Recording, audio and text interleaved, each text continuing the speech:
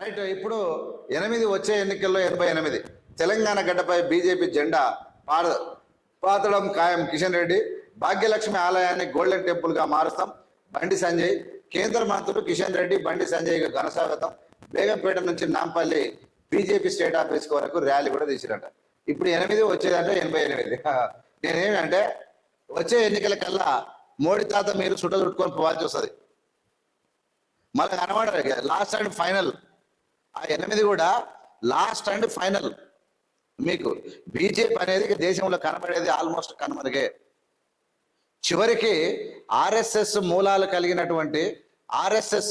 కలిగినటువంటి బీజేపీకి ఆర్ఎస్ఎస్ తోలు తీస్తుంది. ఒక మనిషి ఈ దేశ ప్రజాస్వామ్యం కన్నా, ఈ దేశ రాజ్యాంగం కన్నా, ఈ దేశంలో అన్ని స్టేట్లో ఉన్న నాయకత్వానికన్నా నేనే మునగాడంటా ఉన్నాడు, నన్ను చూసి ఓటేయండి అంటా ఉన్నాడు, అబద్ధాలు ప్రచారం చేస్తా ఉన్నాడు, దేశాన్ని ఆగమాగం చేస్తా ఉన్నాడు అని చెప్పి సాక్షాత్ మోహన్ భగవతే ఒక వ్యక్తి పూజ చేయరాదు.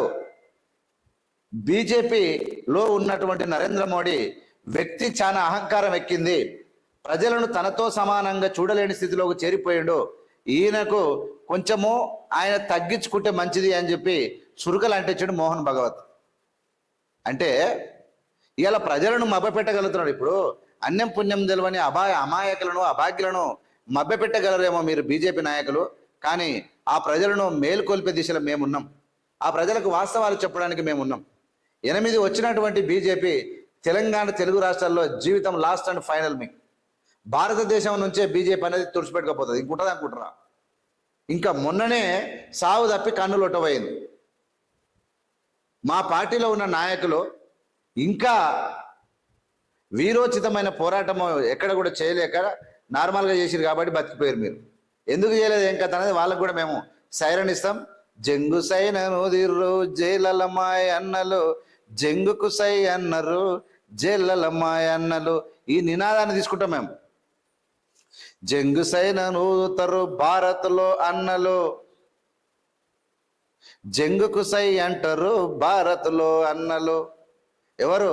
రైతన్నలు, కూలి అన్నలు, డ్రైవర్ అన్నలు, డాక్టర్ అన్నలు, యాక్టర్ అన్నలు, కండక్టర్ అన్నలు అందరు కలిసి జంగు సైరన్ ఊదుతారు భారత్లో అన్నలు, మోడీని పంపిస్తారు భారత్లో అన్నలు.